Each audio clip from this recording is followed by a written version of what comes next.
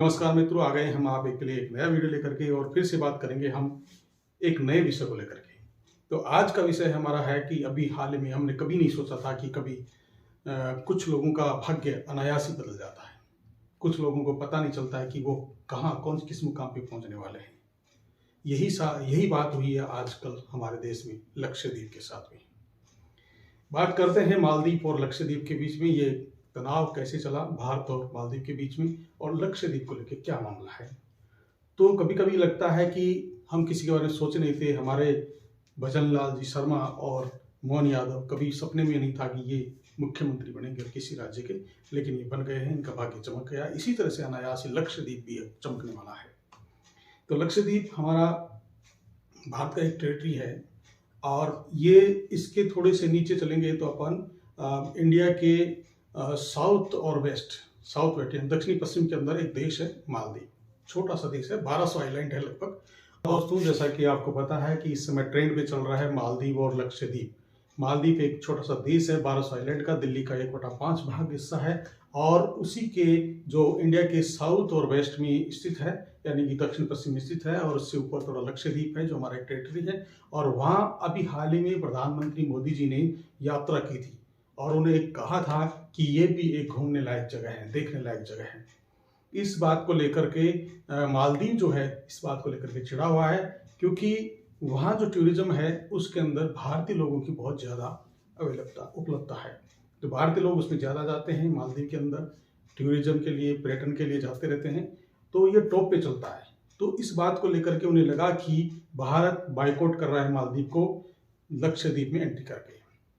तो ये सबसे ज़्यादा ट्रेंड में चला और इसे ज़्यादा सर्च किया गया देश के अंदर, बहुत अधिक। अब गजब की बात यह है कि किस व्यक्ति के किस चीज़ के कब दिन बदल जाएं ये किसी को पता नहीं होता है। कभी पता नहीं था कि जो अभी बीजेपी सरकार जिन राज्यों में मुख्यमंत्री उन्होंने बनाया है उनका कभी भविष्य में था ही नहीं, नाम ही नहीं था, उनका लोकेशन भी नहीं था कि वो कभी मुख्यमंत्री बनेंगे। लेकिन उनके मुख्यमंत्री बनने के बाद में उनका बदल गया है समय। इसी तरह से लक्षद्वीप का समय बदलने वाला है। लक्षद्वीप एक ऐसी जगह है, बहुत मनोरम दृश्य है। उसके वाटरफॉल वगैरह जो दिखाए जा रहे हैं, उसके दृश्य दिखाए जा रहे हैं, उसके वाटर से संबंधित। और मोदी जो यात्रा कर रहे हैं, जो आपने नहीं देखी हो तो देख लीजिए। तो वो यात्रा कर रहे हैं और वहाँ पे भ्रमण किया, उन्होंने देखा है। उस यात्रा के दौरान उन्होंने बहुत ही इसको मतलब एक तरह से लक्षद्वीप बहुत ट्रेंड हो गया है।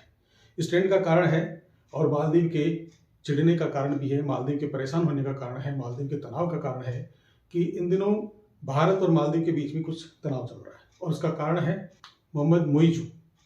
30 सितंबर माले के मेयर मोहम्मद मुइज़ू पूर्व राष्ट्रपति इब्राहिम मोहम्मद सोलेह को हरा करके वहाँ के राष्ट्रपति नए बनते हैं। उनकी पॉलिसी में जो सोलेह थे वो इंडिया के सपोर्टर थे, और जबकि जो ये जो है वो मुइज़ू जो है वो चाइना के सपोर्टर हैं। अभी हाल ही में वो सोमवार से 12 जनवरी तक चाइना गए हुए हैं। उससे पहले क्या घटनाक्रम है वो हम आपसे बात कर लेते हैं। भारत और मालदीव के बीच में तनाव क्यों बढ़ा, इसी विषय में हम चर्चा करते हैं। तो मालदीव ने दिसंबर के अंदर भारत के साथ हाइड्रोग्राफी में एक 2019 में एमओयू किया था और सहयोग के लिए, हाइड्रोग्राफी में सहयोग के लिए। लेकिन उसके लिए मालदीव ने मना कर दिया दिसंबर के अंदर। पहला कारण तो ये हुआ। दूसरा कारण था जनवरी में मुइज़ू ने भारत के जो 77 सैनिक मालदीव के सहयोग के लिए कार्यरत हैं उन्हें वापस बुलाने के लिए कहा। तीसरा कारण यह था कि आमतौर पर मालदीव के जो राष्ट्रपति हैं वो भारत की यात्रा करते हैं, लेकिन उन्होंने चुनाव जीतने के बाद में सबसे पहले तुर्की की यात्रा की। दूसरा, इसी कारण से भारत और मालदीव के बीच में तनाव उत्पन्न हो गया। अब इस तनाव का जो ज़्यादातर चल रहा है मामला और ज़्यादा जो क्रिटिसाइज हो रहा है या तनाव पैदा हो रहा है, तो जब भारत के प्रधानमंत्री लक्षद्वीप की यात्रा करने के लिए जाते हैं, हाल ही में यात्रा की उन्होंने, और लक्षद्वीप के अंदर उन्होंने बहुत अच्छी टूरिज्म का हवाला दिया और कहा कि भारत के अंदर लक्षद्वीप भी एक घूमने लायक, छुट्टियां बिताने के लायक जगह है। इस बात को लेकर के मालदीव ने सोचा कि ये मालदीव का बायकॉट है। इस बात को लेकर के मालदीव के जो 3 मंत्री थे जो मुइज़ू सरकार के अंदर थे, उन्होंने हमारे भारतीय प्रधानमंत्री नरेंद्र मोदी जी के विषय में बहुत ही गलत बयानबाजी कर दी है, जिस वजह से उन्हें ये सब भारतीय सरकार को लगा। इसलिए विदेश मंत्रालय ने भारतीय विदेश मंत्रालय ने तुरंत ही मालदीव के उच्चायुक्त को बुलाया और उसे इस विषय में स्पष्टीकरण मांगा। तुरंत जिस गति से उन्हें बुलाया गया, तांदी की तूफान की तरह बुलाया गया और तूफान की तरह वापस रिटर्न कर दिया। सिर्फ 5 मिनट में उसे वापस भेज दिया गया और कहा गया कि हम ये बर्दाश्त नहीं करेंगे। इसके बाद में वहाँ के 3 मंत्रियों को सस्पेंड कर दिया गया है और अब सरकार जो सरकार है उसके खिलाफ भी अविश्वास प्रस्ताव लाए जाने का प्रावधान किया जा रहा है, क्योंकि वो भारत विरोधी नहीं झेलना चाहते। भारत को विरोध बहुत सारे समाचार पत्र अनेक प्रकार के कार्टून बना करके पेश कर रहे हैं कि मालदीव की हालत पतली हो गई है, क्योंकि भारत के ऊपर बहुत सारी चीज़ों पे मालदीव निर्भर है। और किस किस पे निर्भर है हम ये भी चर्चा करते हैं। देखिए 41 करोड़ रुपए के समथिंग है, जबकि आयात जो है वो 61 लाख डॉलर के करीब है। भारत ने 1988 में कैक्टस नामक एक ऑपरेशन चला करके सरकार के तख्तापलट को नाकाम कर दिया था।